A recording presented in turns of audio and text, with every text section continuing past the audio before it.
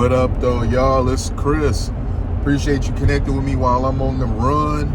Out here about to get into the gym, but I'm not going to waste too much time talking with y'all about that stuff. I'm going to get right in. We got a lawsuit against Fox Sports and Skip Bayless that's come out, and that's not really what's the big thing here. I mean, that is something that people are interested in, but some of the details of it, they don't seem to be buying into it as much as the other things.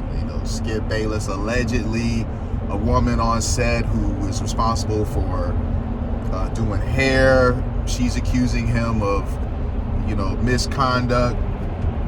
Said that he offered to pay her $1.5 million for the box. That sounds a bit out there, even though Skip could afford it.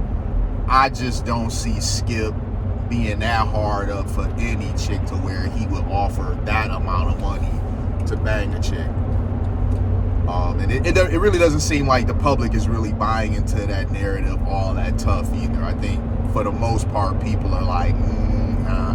I mean, guys in his position definitely do pay for it, but they not dropping cash like that. They could just go get somebody else, somebody the same looking, similar looking. So that's just not really, it's just not really blowing up the way people probably thought that it would. What is blowing up is Joy Taylor being mentioned in this lawsuit, and the woman kind of exposing her, allegedly. Let me go ahead and say allegedly. But according to the suit, the woman says that Joy Taylor has basically been climbing the corporate ladder on her back, which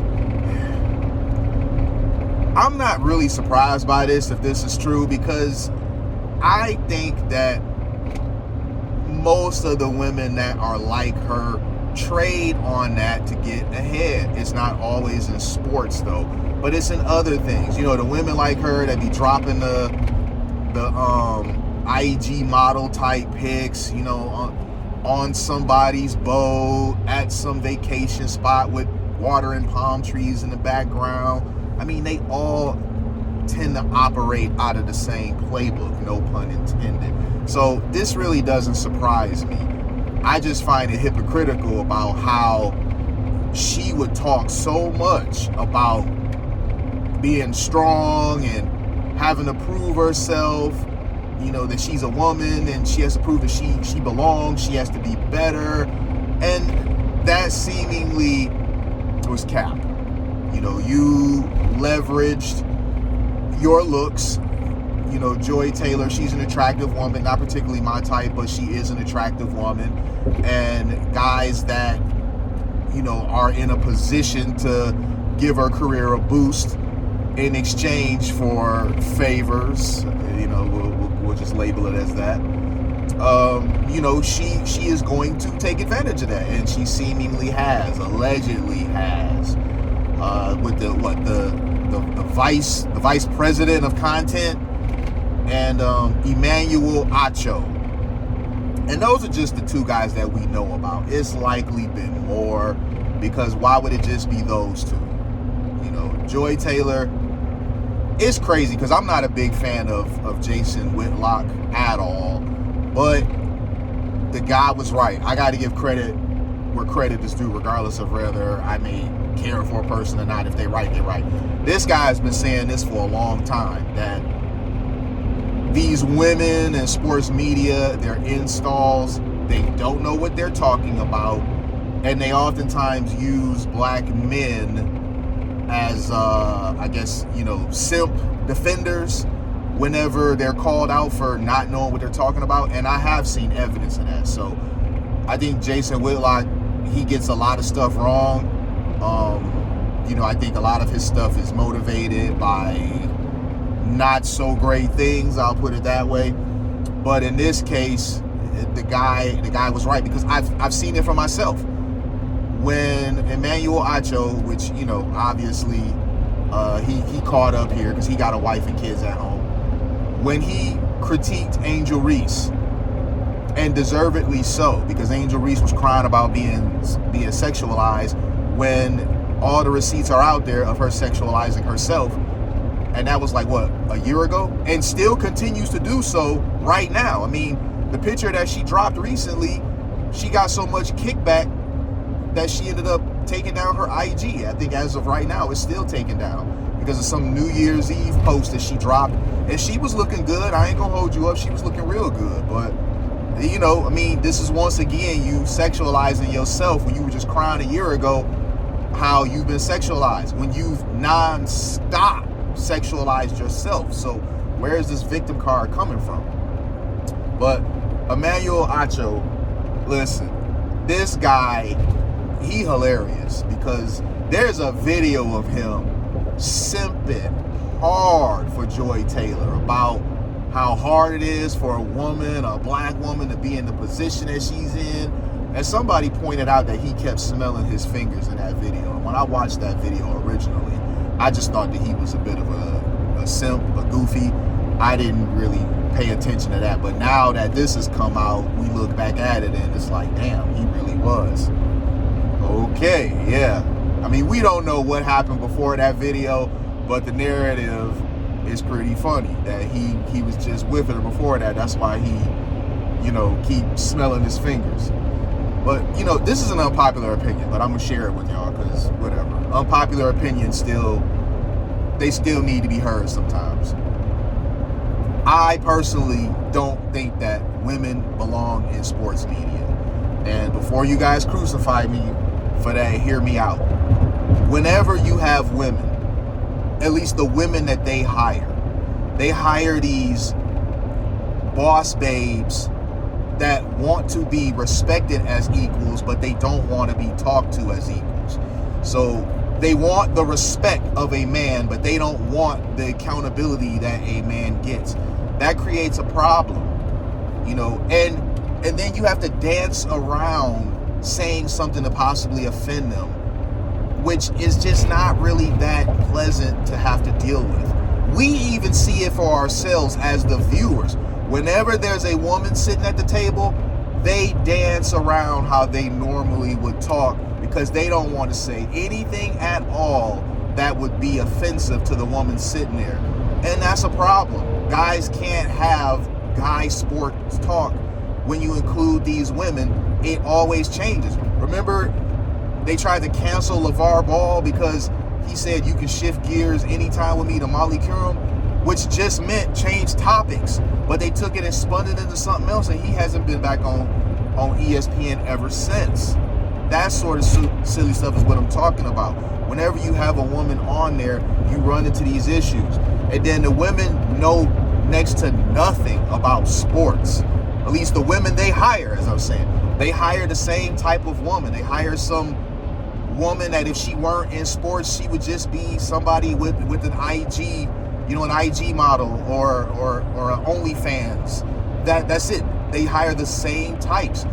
They may watch a few fan opinion piece videos and watch a couple ESPN 30 for 30s, and now they suddenly think that they are prepped to talk about sports with guys that have been doing this seriously for decades, and even former pro athletes themselves. It is the silliest thing.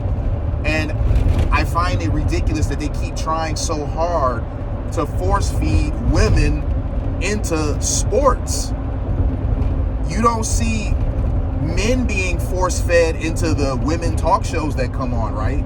If there's a man on there, he's usually a guest or something like that. Some celebrity, some politician, some, you know, just somebody that they want to hear from. He's a guest. You don't get a male host on The View, and you probably never will. So these DEI hires, it only happens when it comes to these spaces that are predominantly men. The spaces that are predominantly women remain predominantly women, or all women. Forget predominantly. You know, on top of that, you add into the fact that everything doesn't need to be diverse. Some things, they appeal to a particular audience, and that's okay. Leave it at that. Stop trying to force things that they just don't belong. And when the women are wrong, and in many cases they are, I sit there and I watch the men scared to check her. She'll be saying something absolutely ridiculous. I can't tell you how many times Molly Quorum or Kimberly Martin or what's her name, Monica McNutt, have just sat up there saying something absolutely ridiculous that was factually incorrect, and the men are just sitting up there looking at each other because they know that this is factually incorrect, but all of them are scared to check her because they're going to get in trouble if they do. So you want this equality, but only when it's convenient. You want equality when it comes to being treated the same, but only if you're being treated the same as a man when it comes to being treated well. You don't want to be treated the same as a man when it gets to accountability. So we're not equal. Joy Taylor has shown us we're not equal because she was able to work her way into a position that a man wouldn't be able to. She was able to use sexuality, looks, you know, she was able to use feminine wiles to get herself into this position, and a man never would be able to do what she did to climb the ladder the way that she did. So this equality thing, it just doesn't exist. So I don't know why it keeps being talked about equal. Last but not least, I'm gonna jump on this and then I'm gonna go ahead and end this video. When I say they always hire the same type, it's down to the women that have this extreme disdain for black men as well. The women that they always hire seem to have a real problem with black men, even though the sport of choice that they want to cover usually is predominantly black men. And I don't understand why they never check that. They hire in these women and they talk so reckless and with such disrespect to the black men that they're covering, or about the black men that they're covering. If you don't like black men that much, if you got so much disdain, you're such a misandrist when it comes to black men, why are you covering the NFL? Why are you covering the NBA? Why hire these type of women to cover these particular sports? Because if there's a woman that's covering tennis or the NHL, you don't hear this from them. They're usually Caucasian women, not black. And when they're speaking of it, they're never ever disrespectful of the players, even if they may not necessarily care for the players. They're, for the most part, I mean, I know there's some exceptions, but for the most part, they stay professional and they don't allow personal biases to really enter it. They don't get to talking reckless, being disrespectful, and then go run and hide and play victim when they get called out for the way they move. I'm talking to you, Malika Andrews. I'm gonna leave it there though, y'all. That's about where I'm gonna go with this. I'm very curious how this is gonna develop. I honestly don't think anything's gonna happen to her. I don't think she's gonna get dismissed because women typically don't get handled with the same, harsh handling that men do. Now, Emmanuel Acho, I don't know. He might be out. We'll see what happens. But it'd be crazy if he out and she not, right? I'll holler at y'all soon. Peace.